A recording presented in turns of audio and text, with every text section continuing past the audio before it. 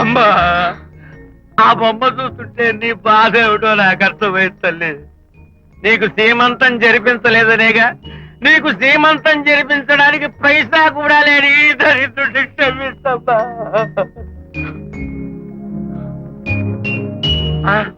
నా దగ్గర డబ్బులు లేకపోతేనే నా బంగారు తల్లి, నీ బంగారు గాజులు ఉన్నాయిగా, వీటిని అమ్మేసి నీ సీమంతం ఘనంగా జరిపిస్తానమ్మా, ఘనంగా జరిపిస్తాను. అమ్మా సీమంతానికి వచ్చిన వాళ్ళు భర్తే లేని నీకు సీమంతం ఏమిటని కొంతమంది, అసలు నీ భర్త ఏమయ్యాడు అని కొంతమంది అడిగి నిన్ను బాధ పెడతారు. అందుకని వద్దమ్మా, సీమంతం వద్దు వద్దు. దీన్ని కూడా అమ్మేసి ఎక్కడైనా సీమసారా తాగి ఏడుస్తూ బాధపడతా.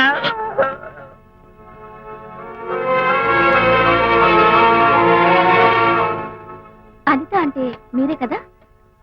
అవును. మీరు ఆర్టిస్ట్ కదా? అవును. మీరెవరు?